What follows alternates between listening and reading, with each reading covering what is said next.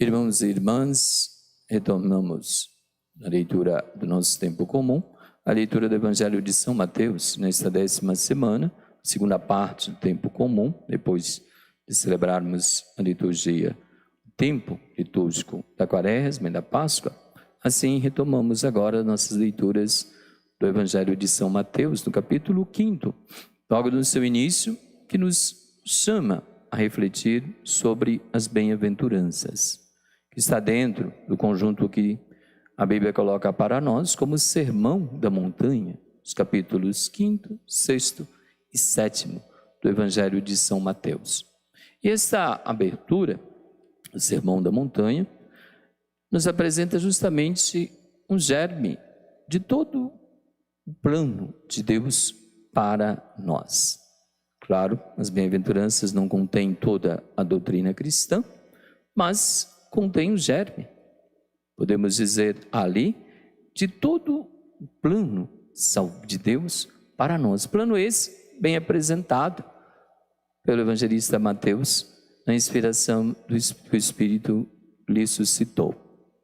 E justamente, brevemente, vamos fazer uma pequena reflexão sobre cada ponto. Deveríamos aprofundar e daria para refletir sobre cada uma das bem-aventuranças, das 8 bem-aventuranças, durante muito tempo, mas a liturgia não nos permite levarmos mais do que 10 minutos de reflexão no máximo.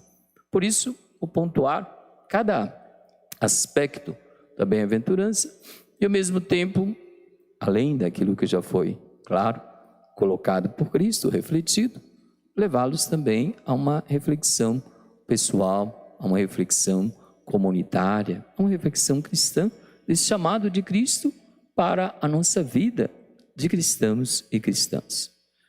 Os pobres, pobreza do tipo de pobreza que nos fala as bem-aventuranças, é justamente o desapego dos bens materiais. Não é uma indigência de bens, mas sim o tipo de relacionamento que temos com os bens. Esse tempo que estamos vivendo, de pandemia, nós fomos chamados pelo silêncio, pela reflexão, pela meditação, pela leitura da palavra de Deus constante, a refletirmos sobre a nossa vida pessoal. Como estamos considerando as coisas? O que temos como essencial, o que temos como secundário e o que temos como supérfluo na nossa vida. E muito oportuno para nós é refletirmos sobre a nossa relação com os bens. Será que não está invertida a ponto de não vivermos essa pobreza, esse desapego dos bens materiais?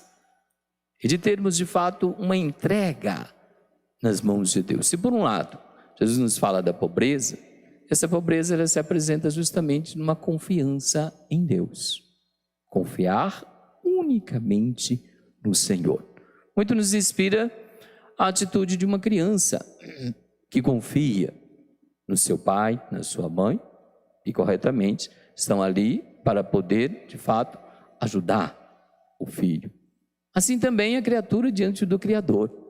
Apresentar-se, ou devemos nos apresentar, de maneira a estendermos as nossas mãos espiritual e ao mesmo tempo também material, claro, com a força que Deus nos deu para conseguirmos os nossos meios ou meio de subsistência, mas sobretudo na confiança em Deus.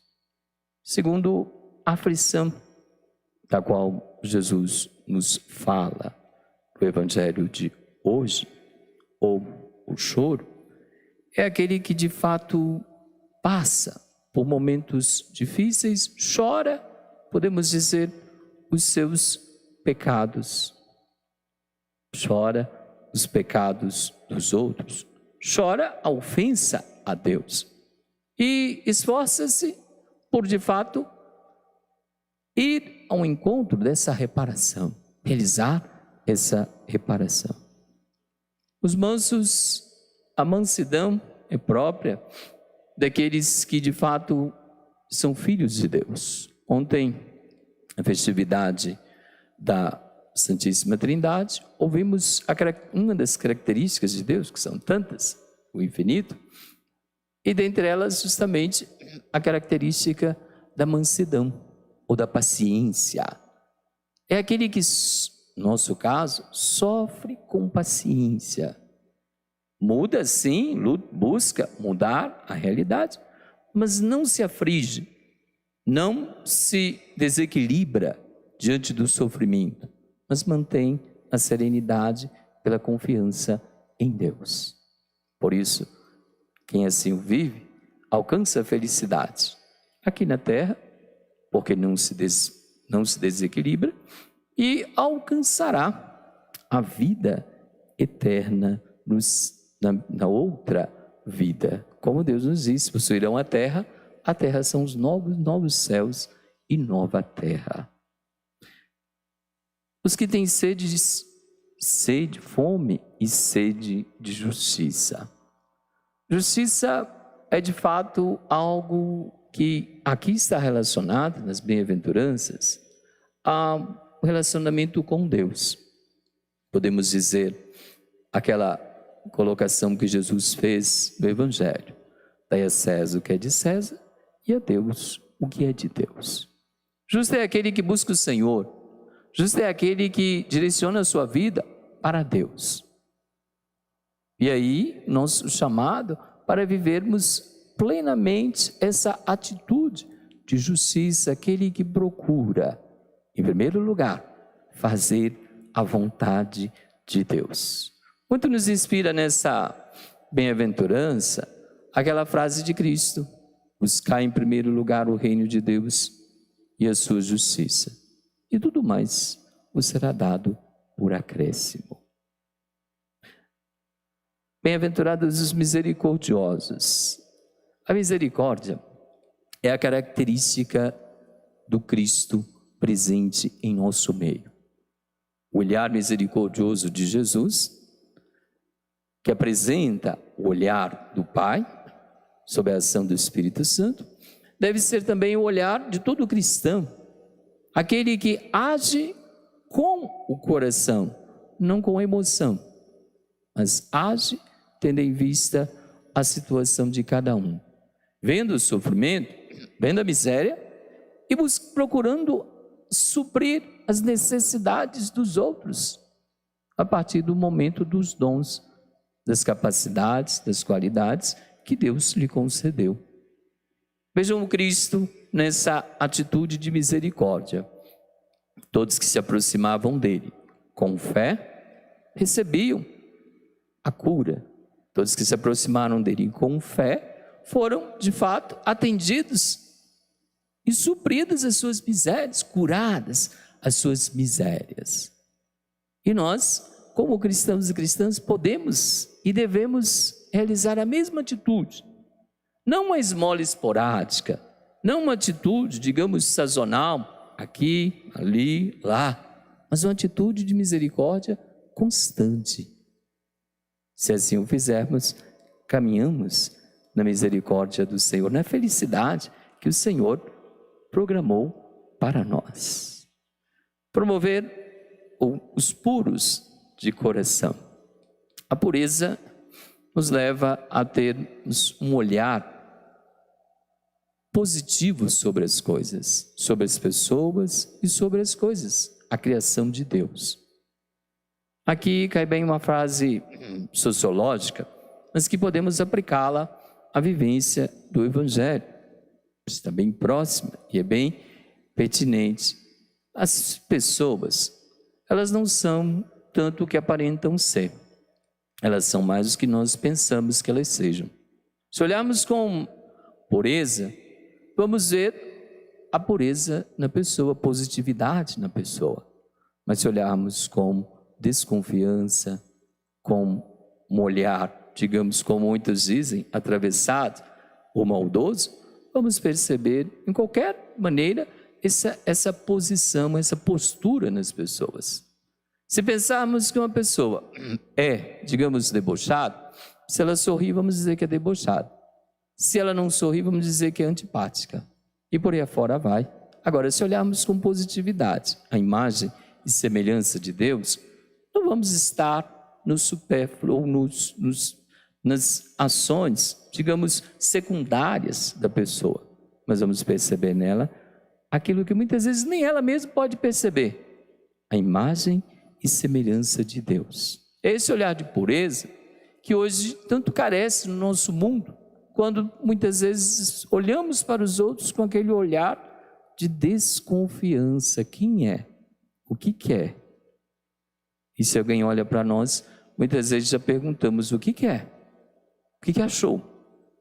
Então vejam, é a pureza própria do ser cristão. Objetivo, o olhar objetivo que Deus tem para conosco e que devemos ter para com os nossos irmãos e irmãs. A paz da qual Jesus nos fala no Evangelho de hoje é aquela paz que o Cristo nos trouxe, já mencionada em outras reflexões. O Cristo que com o seu nascimento nos concedeu a paz, quando os anjos ali, no nascimento de Cristo, disseram glória a Deus nas alturas e paz na terra aos homens por ele amados. A paz que Cristo enviou seus discípulos a levarem. Qualquer casa em que entrar, dizer primeiro a paz esteja nesta casa. E a paz que o Cristo ressuscitado, após a sua ressurreição, apareceu aos discípulos e disse-lhes: a paz esteja convosco. Portanto, essa paz que não é simplesmente uma ausência de guerra, mas que é um vivenciar os ensinamentos de Deus. Como já mencionamos, é de fato estar em paz consigo mesmo, com o próximo e, sobretudo, com Deus. Promover a paz é de fato ter uma ação direcionada para a missão que Deus nos confiou. É agirmos à luz do Espírito Santo de Deus. Os que são perseguidos por causa da justiça, porque deles é o reino dos céus.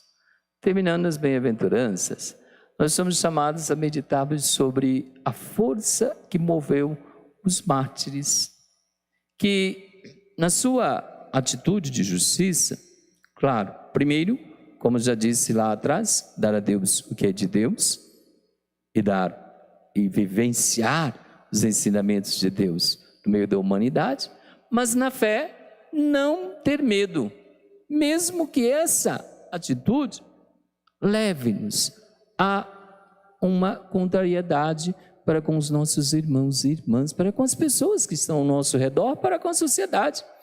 Por isso a igreja, ela não agrada a um ou a outro por uma situação secundária, mas ela está preocupada sim em agradar a Deus. E se agradar a Deus desagrada as pessoas, vai desagradar mesmo. Nós também temos que ser assim. Se a nossa atitude de justiça ela vai incomodar algumas pessoas, não podemos querer agradar as pessoas só porque queremos ser bem vistos, queremos ser bem apresentados nos meios de comunicação e tudo mais. Não, nós temos que sim estarmos cientes da missão que o Senhor nos confiou, vivenciarmos a justiça. Os mártires tiveram essa posição.